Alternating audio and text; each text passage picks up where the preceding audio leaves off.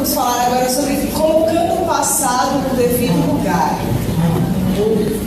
Achei que foi um assunto muito apropriado, que casa muito bem com o que a gente falou de manhã, né? Sobre os sonhos frustrados, com coisas do nosso passado que aconteceram e como é que a gente lida com isso hoje em dia.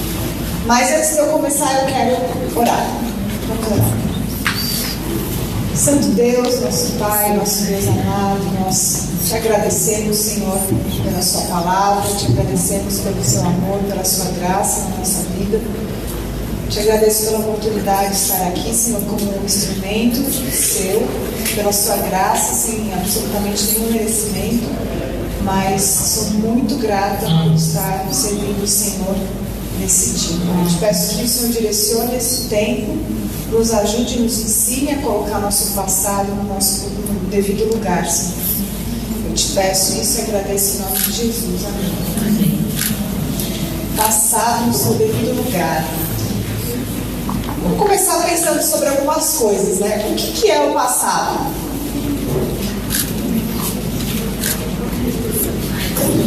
A gente lida com o passado como se ele fosse uma coisa, né? Alguma coisa que a gente pudesse colocar em algum lugar, né? Como o próprio título do nosso estudo fala, colocando no lugar certo, como se fosse uma coisa. A vida está aqui, eu vou colocar ela aqui.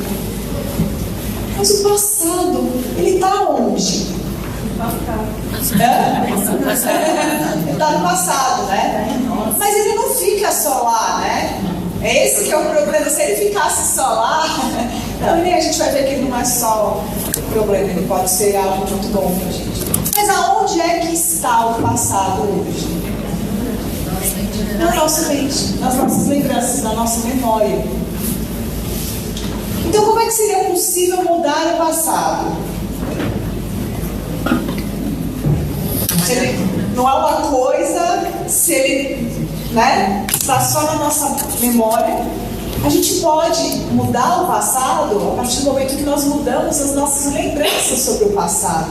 Nós passamos a avaliar de uma forma diferente.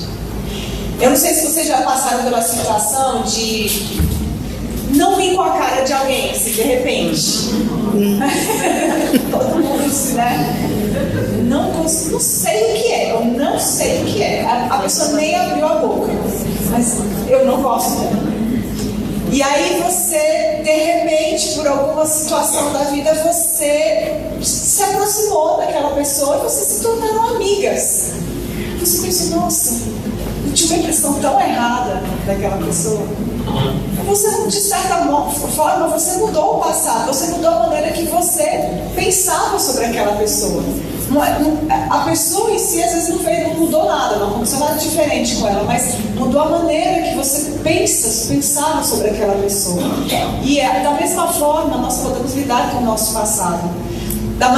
Vai depender da maneira que nós estamos interpretando as coisas. E muitas vezes as coisas aconteceram na nossa vida, nós não tínhamos maturidade para lidar com elas, nós não tínhamos uma série de ferramentas, às vezes não éramos salvas, e aquilo ali, aquela memória fica por conta daquele contexto, mas hoje em dia você já tem uma série de informações que podem te ajudar a mudar, só que você nunca parou para analisar isso. E às vezes aquele passado está te incomodando, está te atrapalhando, mas porque você nunca parou para analisar ele agora de uma maneira diferente, com as ferramentas que você tem.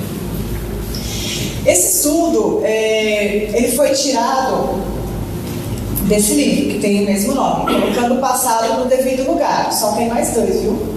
Esse e mais um. Nem sei se o outro ainda está lá, mas quando eu terminar aqui eu já devolvo, que eu peguei só para mostrar para vocês. Estudo do Steve Byers, pastor Steve Byers, é muito bom. E aqui a gente vai falar de uma maneira resumida, se vocês quiserem aprofundar, eu aconselho, é muito bom. E existem dois extremos em relação à questão do passado. Um é considerar como se o passado não importasse. O passado está no passado, já passou, não tem importância. E o outro extremo é pensar que o passado é o mais importante. Ou seja, tudo que aconteceu, tudo que está acontecendo na minha vida é por conta do meu passado. Eu estou sofrendo hoje porque a minha mãe não foi uma boa mãe, eu estou sofrendo hoje porque enfim, tive situações muito ruins na minha infância, então tudo que está acontecendo na minha vida hoje é por culpa do passado. Então existem esses dois extremos, mas existe muita coisa dentro dos dois, né?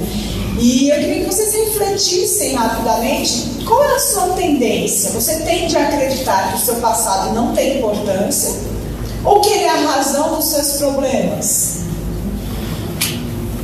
O meu passado não foi importante, não tem nada que me ajude no meu passado, ou não, o meu passado é a razão de eu estar como estou hoje. Qual é a sua tendência? Como é que você pensa sobre isso? E o passado, ele pode ser o seu melhor amigo, se as memórias, quando as memórias te lembram, por exemplo, da fidelidade, do amor, da paciência e do cuidado de Deus. Isso tanto na sua história como na história de outras pessoas. O que é a Bíblia, se não um relato de coisas que aconteceram no passado e que podem nos dar esperança? Romanos 15, 4 vai falar sobre isso. Tudo que foi escrito para que, através da consolação das Escrituras, nós tenhamos esperança. Então, essa é uma forma do passado ser extremamente útil para a gente, quando a gente aprende, quando a gente conhece a Deus pelo que Deus fez no passado com o seu povo. E aí a gente aprende sobre quem é Deus através desse relacionamento que ele mostra, por exemplo, no Antigo Testamento, como ele se relacionava com o povo de Israel. Então a gente conhece a Deus através desse passado que está relatado na Bíblia. Também pode ser o melhor amigo quando as lembranças do seu passado te aproximam de Deus, quando você recorda a sua misericórdia e graça. Eu não conheço a história da maioria de vocês, mas eu me converti com 30 anos, eu tenho 40 hoje. E quando eu lembro, com 30 anos eu já tinha vários tipos de pecado, né? Diferente de uma pessoa que se converte, me converti com 4 anos, né? Aí vivi sempre na igreja e tal. Eu já tinha uma lista de pecados um pouco feia. E as lembranças desse pecado são, por um lado, me entristecem, mas por outro me alegram demais, porque eu vejo, meu Deus, como o Senhor é misericordioso e gracioso. Como eu não merecia estar aqui? Como eu não merecia estar aqui falando da sua palavra, ensinando alguma coisa, né? Mas não é por merecimento, não é mérito meu, é a graça dele. Então, lembrar do passado dessa forma pode nos ajudar muito, pode ser nosso amigo dessa forma.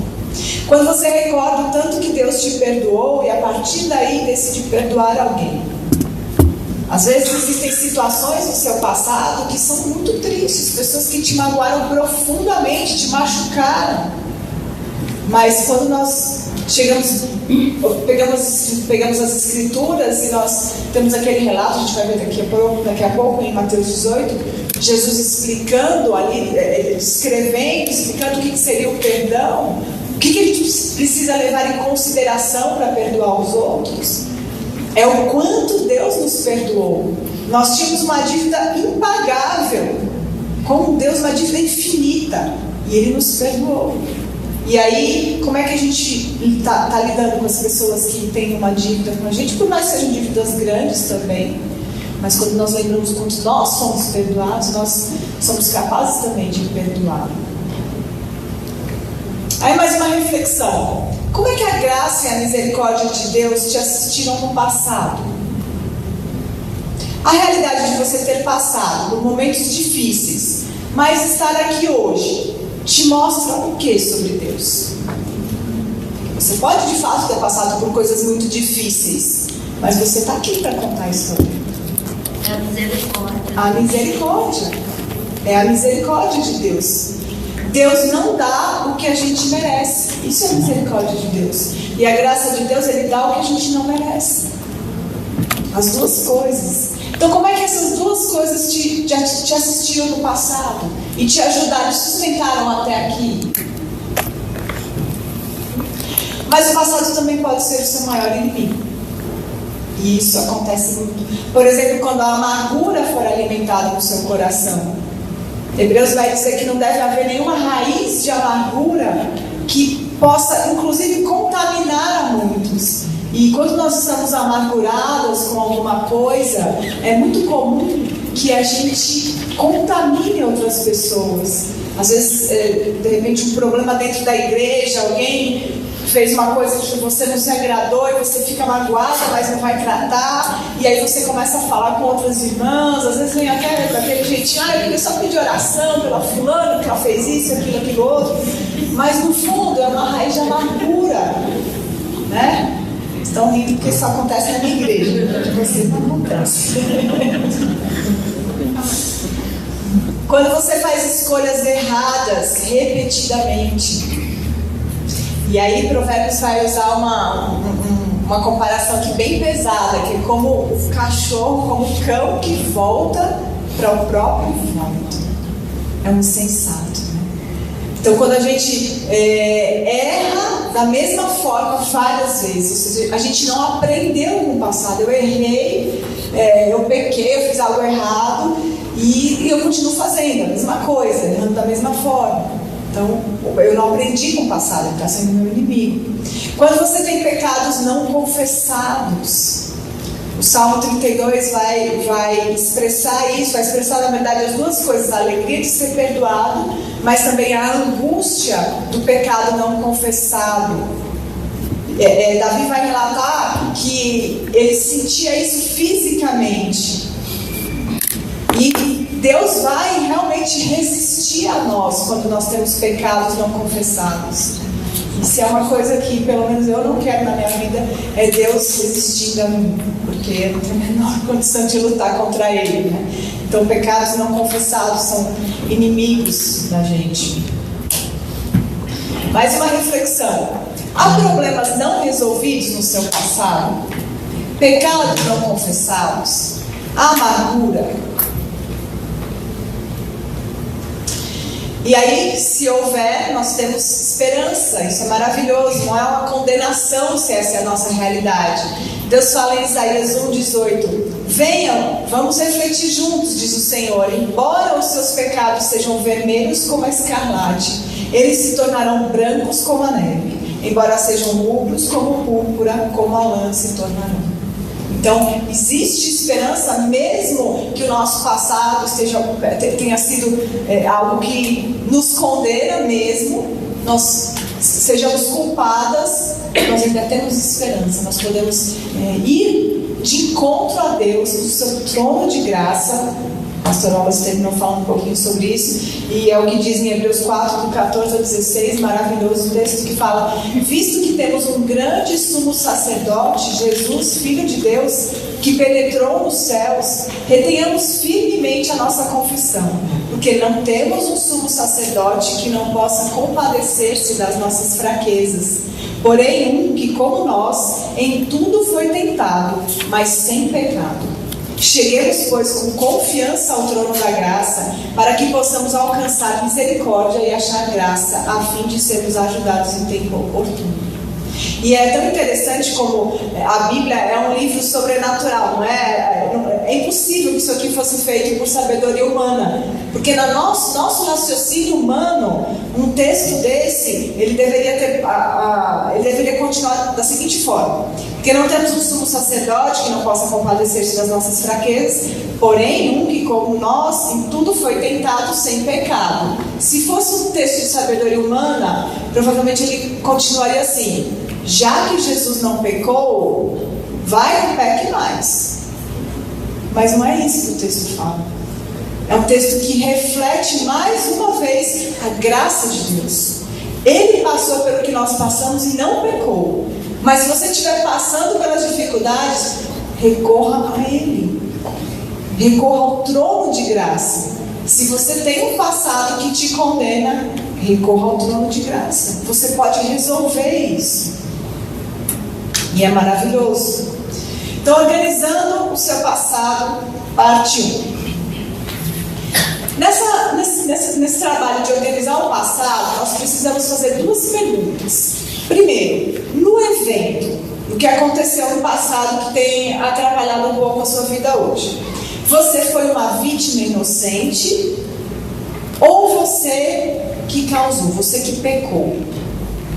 Qual é a diferença? Vamos imaginar que você, no passado, passou por uma situação, um acidente, que a sua casa pegou fogo. Você é culpado por isso? Você nem estava em casa, você tinha viajado e a sua casa incendiou. Você é culpado por isso? Não. É um sofrimento inocente, é uma coisa triste que aconteceu, mas a culpa não foi sua. Você nem estava lá. Só um passado inocente. Mas também existem coisas no nosso passado que nós somos culpados. Por exemplo, eu me divorciei porque eu traí meu marido. Então essa situação do passado foi uma situação de pecado meu. Trouxe sofrimento? Trouxe. Mas foi um sofrimento que veio inicialmente do meu pecado. Então existe uma diferença. Se o que aconteceu foi um sofrimento inocente ou se foi o meu pecado que gerou aquele problema. Então essa é a primeira pergunta que a gente faz para organizar o passado. E a segunda, como você reagiu ao que aconteceu?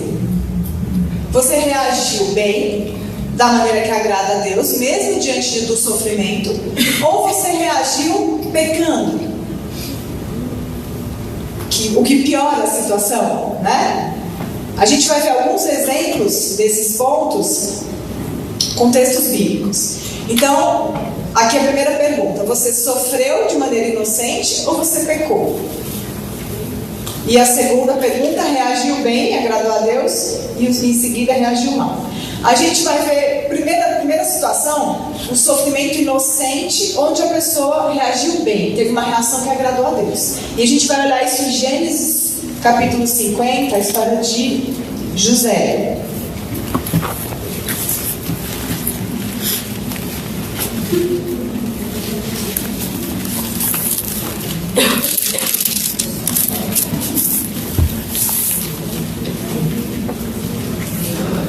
Então, acredito que a maioria de vocês é familiarizada com a história de José. Ele era o irmão mais novo, seus irmãos tinham inveja dele e venderam ele como escravo. Só que Deus agiu nessa situação e no final, a gente vai agora para essa parte, onde os irmãos se deparam com José agora já com muito mais poder do que eles. E aí a gente vai ver como é que ele agiu na situação. Então, Gênesis 50, do 15 a 21. Vêm os irmãos de José, que seu pai já era morto, disseram: é possível que José tenha ódio de nós. Certamente nos retribuirá todo o mal que lhes fizemos. Por isso mandaram dizer a José: o seu pai, antes de morrer, ordenou o seguinte: é isto que vocês dirão a José: perdoe, por favor, a transgressão dos seus irmãos e o pecado que cometeram, porque eles lhe fizeram mal. Agora pedimos que perdoe a transgressão dos servos do Deus do seu pai. Ao ouvir essas palavras, José chorou. Depois vieram também os seus irmãos, prostraram-se diante dele e disseram: eis-nos aqui, somos seus servos. Mas José respondeu: não tenham medo. Será que eu estou no lugar de Deus? Vocês, na verdade, planejaram mal contra mim. Porém, Deus o tornou em bem para fazer como estão vendo agora, que se conserve a vida de muita gente. Portanto, não tenham medo. Eu sustentarei vocês e os seus filhos. E assim José os consolou e lhes falou o coração. Então, ele havia sofrido muito por conta do que os irmãos tinham feito com ele. Sofrido de forma inocente, ele não era culpado. Mas, e é interessante que o texto, ele aqui vai falar: será que eu estou no lugar de Deus? José entendia que não cabia a ele a vingança. Ele entendia que existia um Deus todo-poderoso, soberano, que estava vendo tudo aquilo e ele ia lidar com a situação. Deus, não José. Então ele não se vinga. Ele faz uma, né? Ele dificulta um pouquinho, mas no final ele acaba sendo piedoso com seus irmãos. Ele não se vinga da maneira que ele poderia ter feito. Então ele sofreu de maneira inocente, mas ele reagiu bem, ele agradou a Deus. Ele entendeu que cabia a Deus resolver aquela situação, não a ele. Então ele decide perdoar aqueles irmãos.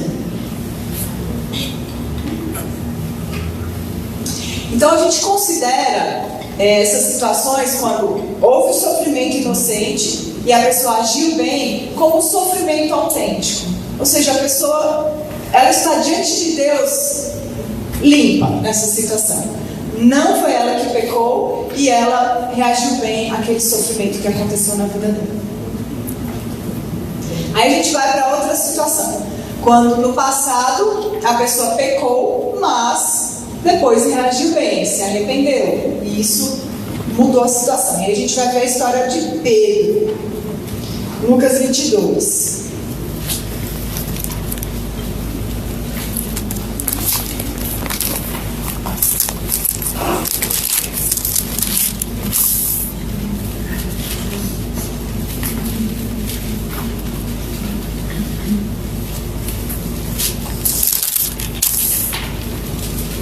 Lucas 22, a partir do 54.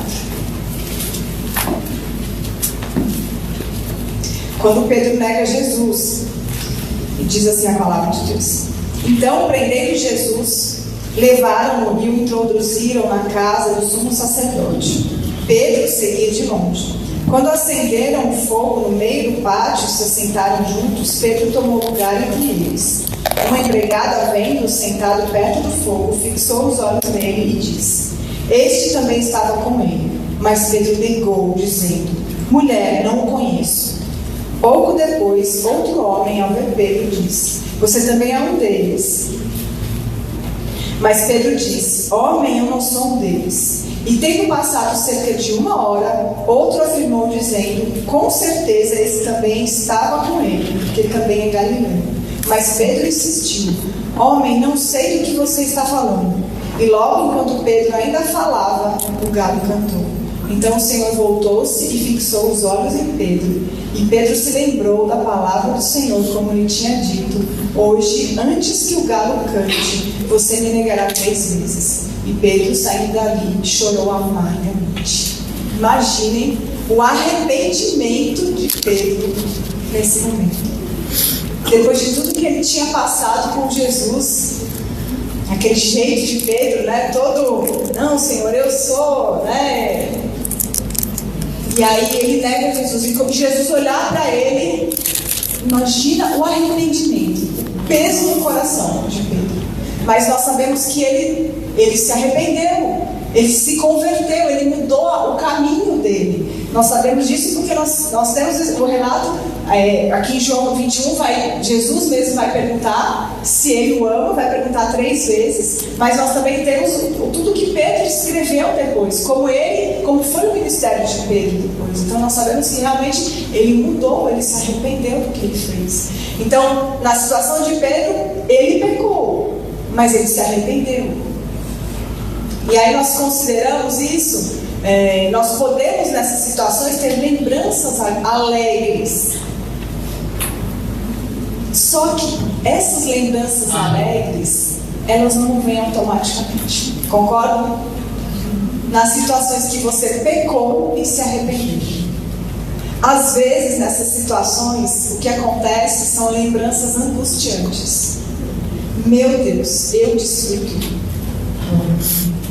E aí, são as situações onde nós precisamos aprender a não ouvir o nosso coração, mas pelo contrário, a falar para o nosso coração. É como o salmista fala no Salmo 42: por que está abatida a minha alma? Ele não quer ouvir o que a alma está dizendo. Ele está dizendo para a alma: espera em Deus, pois ainda o louvarei.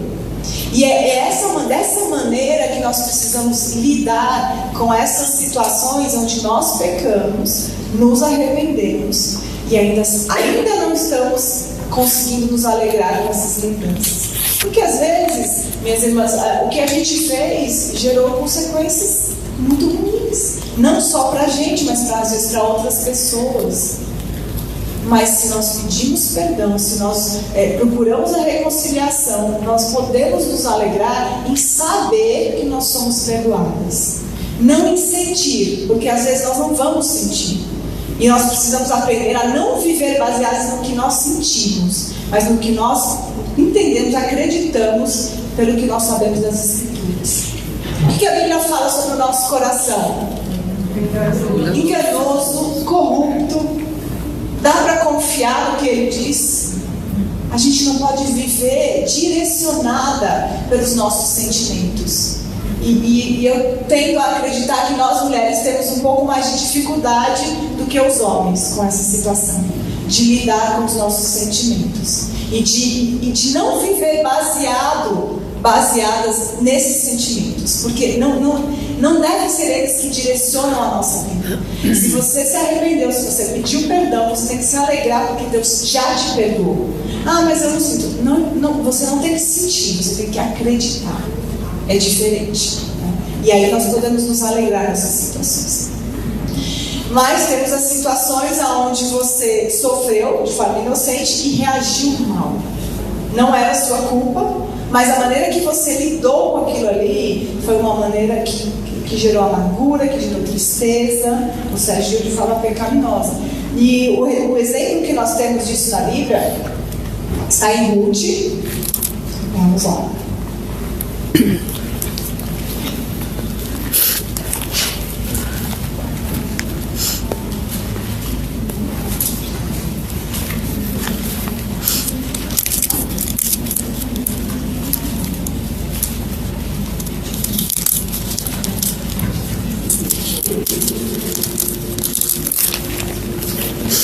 Ruth capítulo 1, e a gente vai ver aqui a história de Noemi. Do 1 ao 5. Nos dias em que os juízes julgavam, houve fome na terra de Israel. E um homem de Belém de Judá foi morar por algum tempo na terra de Moabe com sua mulher e seus 2 filhos. Este homem se chamava Elimeleque e sua mulher se chamava Noemi. Os filhos se chamavam Malom e Quilion. Eram efrateus de Belém de Judá. Foram à terra de Moabe e ficaram ali. Algum tempo depois, Elimeleque, o marido de Noemi, morreu. E ela ficou sozinha com os 2 filhos. Estes casaram com mulheres moabitas. O nome de uma delas era Orfa e o nome da outra era Ruth. E ficaram ali quase 10 anos. Depois morreram também Malom e Quilion, os 2 filhos de Noemi. E assim ela ficou sozinha, sem os 2 filhos e sem o marido. Então até aqui nós temos uma situação de sofrimento. Sofrimento inocente. Ela não tinha culpa. Morreu o marido, morreram os 2 filhos. E aí a gente vai um pouquinho mais para frente, os versos 19 e 20. 19 a 21. Então ambas se foram até que chegaram a Belém. E aconteceu que ao chegarem ali, toda a cidade, aqui está falando de Ruth e Noemi, toda a cidade se comoveu por causa delas. E as mulheres perguntavam: essa não é Noemi? Porém ela dizia: não me chamem de Noemi, mas de Mara, porque o Todo-Poderoso me deu muita amargura. Quando saí daqui eu era plena, mas o Senhor me fez voltar vazia. Por que então querem me chamar de Noemi, se o Senhor deu testemunho contra mim e o Todo-Poderoso me afligiu? Então o que a gente está vendo aqui? Uma situação bem diferente do que a gente estudou hoje de manhã sobre a vida de Daniel. Daniel passou também por muitas angústias, por muita luta, por muita perda. Mas aqui nós vemos a história de Noemi. Sofrimento, não podemos negar que teve sofrimento. Ficou viúva, perdeu os filhos, mas ela se amargurou contra Deus. Deus estragou a minha vida. Deus mudou os meus planos. Deus acabou com os meus sonhos. E aí ela se torna uma mulher amarga, uma mulher amargurada. Então era um sofrimento inocente, mas ela agiu com pecado. Ela agiu sem entendimento de quem é Deus e de quem ela é. É como se Deus devesse alguma coisa para ela. Deus me deve o meu marido, os meus filhos de volta, a vida que eu sempre sonhei. E minhas irmãs, quantas vezes nós não nos colocamos nessa situação?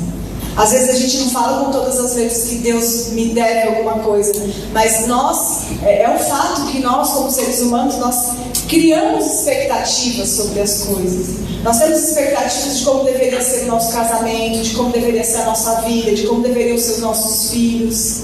E aí essas expectativas, elas não encontram capítulo e versículo, né? Não existe nenhum capítulo que diz a Larissa será mãe de 2 crianças, né? Não existe isso. Isso é uma expectativa talvez que eu criei na minha vida, mas que Deus nunca me prometeu isso. E eu poderia ter ficado amargurada com isso. Ah, Senhor, cadê os meus filhos? Porque todo mundo tem, eu não tenho. Passei por lutas nesse sentido, sim. E pela graça de Deus não são mais lutas hoje no meu coração. Mas que eu preciso continuar falando para o meu coração. Porque onde é que está o ponto aqui para a gente lidar com essas situações? É eu não deixar o meu coração, a minha mente vagueando por aí. Porque é muito fácil, estou falando da minha experiência, mas isso vocês podem aplicar na experiência de vocês. Você começar a olhar para aquelas famílias, o criancinho, o bebezinho, e aí Dia das Mães, todo mundo recebe homenagem, e aí os aniversários de criança da igreja, todo mundo é convidado, menos eu que não tenho filho, e é muito fácil a gente começar a se amargurar. Não é que tipo um dia você decide lidar assim com a situação e acabou, já resolveu a sua vida. Às vezes vai ser uma coisa que você vai ficar lutando. E nós precisamos aprender a lutar, porque não é automaticamente, eu estou aqui explicando como é que arruma o passado, entendeu? Então você vai chegar na sua casa, você vai arrumar ali o seu passado, pronto, ele vai ficar arrumadinho. Não é. É que nem louça, sabe? Você faz comeu, lavou a louça. Daqui a pouco você vai comer e vai sujar de novo. Né? O passado é assim, você organiza, daqui a pouco você desorganiza, então você vai ter que organizar. Então nós precisamos aprender a lidar com isso, porque nós vamos lutar. Nós ainda não temos vitória total sobre o pecado, ainda habita em nós. Nós podemos vencer, mas ele ainda habita em nós. Então nessas situações nós precisamos fazer uma análise humilde, analisar como que eu reagi à situação. Será que eu estou sofrendo por uma coisa do meu passado, que é porque eu pequei? Eu estou amargurada com Deus? Ou pequei de outras formas também? E aí nós temos a situação de pecado que vem com mais pecado. E aí é interessante que a pessoa que eu vou usar das escrituras para ilustrar essa situação é a pessoa que foi conhecida como amigo de Deus.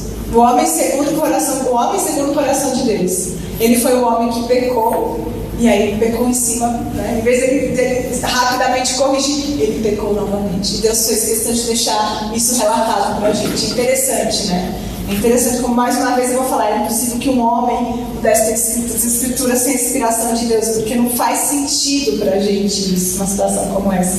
Então vamos dar uma olhada na história aqui de Davi, um adultério.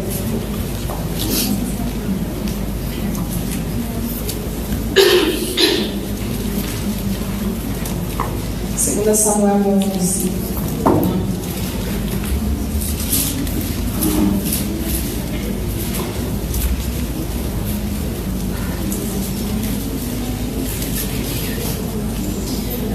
Uma tarde, Davi se levantou do seu leito e andava passeando no terraço do palácio real. Dali viu uma mulher que estava tomando banho. Ela era muito bonita. Davi mandou perguntar quem era. Disseram-lhe, é Batseba, filha de Eliã e mulher de Urias o Heteu. Então Davi mandou mensageiros que a trouxessem, ela veio, e ele se deitou com ela. Ora, Batseba tinha acabado de se purificar da impureza da menstruação. Depois ela voltou para casa. A mulher concebeu e mandou dizer a Davi, estou grávida. Pecou, né? Primeiro que ele perguntou quem era, já falaram, é a mulher de Urias. Então, a partir dali, aliás, ele já tinha que ter parado bem antes, né? Ele já tinha que ter... Primeiro, ele deveria ter acordado de manhã, não de tarde, né? Ele já acordou de tarde. Era a época que os reis iam para a guerra. Ele não foi para a guerra. Ele não estava trabalhando. É interessante, é o coração do ser humano. Quando as coisas... Por isso, gente, é assim, nós não queremos sofrimento. Ninguém vai orar pedindo, manda sofrimento, Senhor. Mas não há nada como sofrimento para moldar o nosso caráter. Nada. Tem um conhecimento de Deus que nós só adquirimos através do sofrimento. Essa é a verdade. Então as coisas estavam indo muito bem, ganhando muitas guerras, acorda de tarde, e aí está ali passeando, vê aquela mulher bonita, pergunta quem é, é a esposa do outro ali, mas eu sou rei, né? Manda trazer. Coração enganoso. E aí adulterou, pecou. Ele podia ter voltado, a partir daqui, podia ter se arrependido, tentado consertar, primeiro se arrependendo, mudando a rota. Ele podia ter feito isso. Mas o que ele faz para piorar a situação? Ele manda matar o marido dela. 14:15. Pela manhã, Davi escreveu uma carta a Joabe e a mandou por Urias. Na carta escreveu o seguinte: ponham Urias na linha de frente, onde o combate for mais intenso. Depois deixe-o sozinho, para que seja ferido e morra. Bonzinho, né? Ótimo. Então ele pecou e pecou em cima. A situação ficou ainda pior. E aí nessas situações nós precisamos de uma autoconfrontação honesta. Precisamos mais uma vez falar com o nosso coração. O que nós estamos fazendo? Precisamos confrontar o nosso coração diante da palavra de Deus e voltar, arrependimento. Organizando o passado, parte 2. Avalie as lembranças do seu passado que te incomodam. Aonde elas poderiam estar posicionadas? Pense aí sobre alguma situação do seu passado que tem incomodado a sua vida hoje. E olhe para esse quadro. Aonde é que você consegue encaixar? Foi um sofrimento inocente? Se foi, você reagiu bem? Ou você reagiu pecando? Foi uma situação de pecado, mas você se arrependeu? Ou você pecou e continua pecando, lidando com aquela situação? E foi muito triste quando eu tentei colocar algumas memórias da minha vida nesse quadro e eu comecei a ver que a maioria delas iam pro pecou e reagiu pecando, pecou e reagiu pecando. Eu falei, meu Deus, eu preciso seriamente avaliar aqui a minha situação, porque poucas eram, aliás, muito poucas as situações de sofrimento inocente e lidei bem, né? Então, nós precisamos fazer essa avaliação no nosso coração. Pense aí sobre a situação que mais incomoda do seu passado. Onde é que ela está posicionada nesse quadro? Você pode depois em casa refletir um pouquinho mais e colocar outras lembranças nele. Um pouquinho mais de como é que a gente pode lidar com essas situações. Com sofrimento autêntico. Pecaram contra você e você reage como agrada a Deus. Nessas situações, admita a dor e clame a Deus. Não existe nada, não é pecado sofrer, chorar, lamentar diante de Deus. O que nós vemos, minhas irmãs, por exemplo, nos Salmos, são corações abertos diante de Deus. Às vezes até pedindo ali a vingança. Senhor, pega os meus inimigos e destrói. O que é isso? São corações abertos diante de Deus. Até porque Ele já conhece. O que Deus quer da gente é que nós tenhamos esse tipo de relacionamento, de entender que Ele já conhece o nosso coração. Então os salmos são ótimos para nos ajudar nessa situação. Um exemplo dentro dessa categoria é o Salmo 73. A gente vai dar uma olhada. Um relato aqui de sofrimento, de ver o ímpio prosperando, o ímpio crescendo. Então essa pessoa vai diante de Deus e coloca ali toda a lamentação dela, mas em algum momento ela para e ela fala, bom, eu estou desse jeito, mas eu sei que no final das contas a situação vai ser diferente. Aí ela passa a viver a partir do que ela acredita e não do que ela vê. Então diz assim, Salmo 73. De fato, Deus é bom para com Israel, para com os de coração limpo. E eu entendo que esse primeiro verso é como se fosse a conclusão do salmista desse pensamento que ele tem aqui no salmo todo. É como se ele passou pela situação e ele concluiu isso. Mas aí ele vai explicar qual foi a luta dele. Quanto a mim, porém, quase me resvalaram os pés.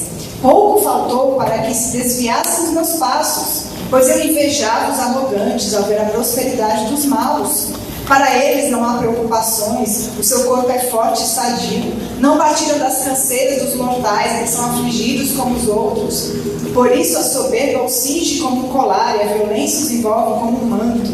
E aqui ele vai continuar falando, até que ele chega, no verso 21, ele fala: quando o meu coração estava cheio de amargura e o meu íntimo se comoveu, eu estava embrutecido e sem entendimento. Era como um animal diante de ti. Ou seja, ele cai em si, eu estava errado.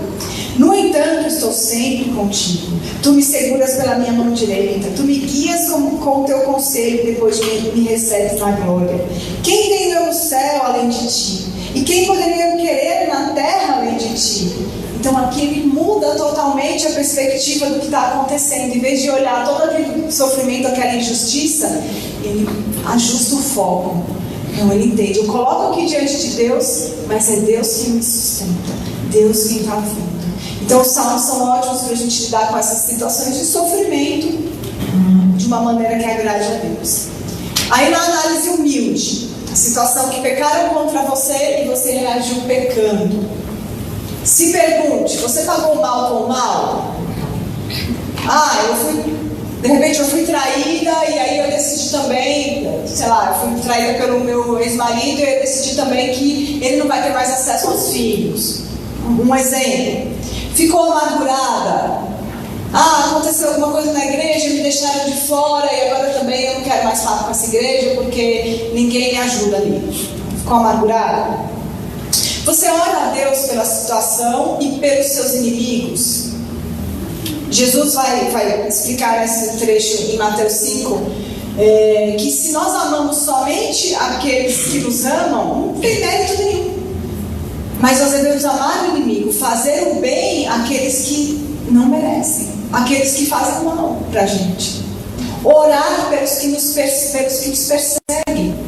Você tem orado por essa pessoa ou essas pessoas que aconteceu essa situação? Não está levando em consideração quando Deus te perdoou.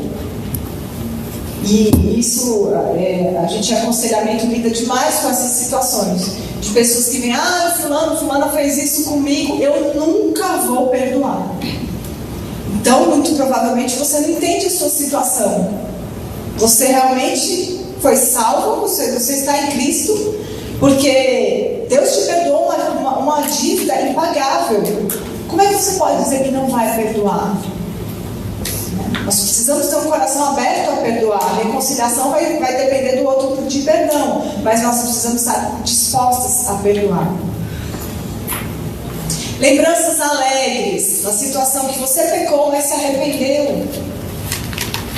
E aí a gente tem o Salmo 32, como eu falei, de Davi. Vamos olhar. Bem-aventurado aquele cuja transgressão é perdoada, cujo pecado é coberto. Bem-aventurado aquele a quem o Senhor não atribui iniquidade e em cujo espírito não há engano. Enquanto calei os meus pecados, envelheceram os meus ossos pelos meus constantes gemidos todo o dia. Porque a tua mão pesava dia e noite sobre mim, e o meu vigor secou como no calor do verão. Confessei-te o meu pecado e a minha iniquidade não mais ocultei. Eu disse, confessarei ao Senhor as minhas transgressões, e tu perdoaste a iniquidade do meu pecado. Sendo assim, todo o que é piedoso te fará súplicas em tempo de poder te encontrar. Com efeito, quando transbordarem muitas águas, não o atingirão. Tu és o meu esconderijo, tu me preservas da tribulação e me cercas de alegres cantos de livramento. Então, a alegria de ter sido perdoado. Mesmo que você tenha dificuldade em sentir isso, saiba que essa é a verdade. Você pode se alegrar diante do perdão de Deus. E a autoconfrontação honesta nas situações que você pecou e reagiu com o pecado, não se arrependeu. Nós podemos, até nessa situação, ter muita esperança. 1 João 1,9 vai dizer que se nós confessarmos os nossos pecados, minhas irmãs, nunca é tarde para nós retornarmos. Nunca é tarde. Tem um louvor, né, que fala: nunca é tarde, não sai da escuridão. Nunca é tarde para a gente se arrepender. Independente de quando a situação tenha acontecido, a melhor coisa que nós podemos fazer é retornar. É o arrependimento, é procurar nos conciliar com pessoas que tivermos algum problema no passado. Provérbios 28, 13 e 14 vai dizer que quem encobre as suas transgressões jamais prospera, mas quem confessa e deixa alcançará misericórdia. E o 14 vai dizer que feliz é o homem constante no temor do Senhor. Quando nós tememos a Deus, nós não queremos que Ele trabalhe contra a gente vai procurar a reconciliação com as pessoas que nós tivemos algum problema no passado. A esperança, como a gente acabou de ler aqui no Salmo 32, a alegria de Davi que ele foi perdoado. Diante de tudo, a gente viu a situação dele, pecou, depois pecou, mas finalmente ele foi confrontado pelo profeta Natan, e aí ele cai em si e ele se arrepende.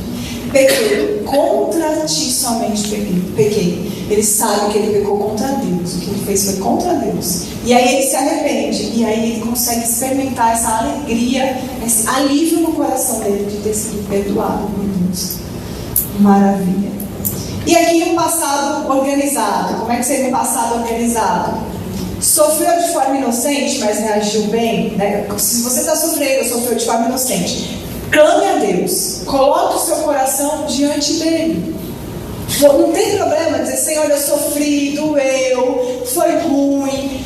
Como o salmista no Salmo 73, me incomodei com os que prosperavam, mas quem tem no meu céu, senão na terra, senão o Senhor? Então coloca mesmo esse sofrimento diante de Deus, mas reconheça que também nós podemos nos alegrar nas promessas que nós temos, tudo que Deus é pra gente.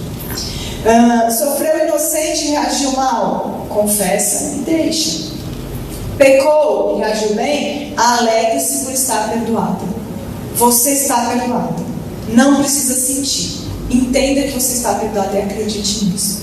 Pecou e reagiu mal, a mesma coisa do sofreu e reagiu mal, confessa e deixa. Nunca é tarde, arrume o seu passado dessa forma. Então aqui fica o passado bonitinho. E aí, para a gente finalizar, eu quero 5 minutos de comercial.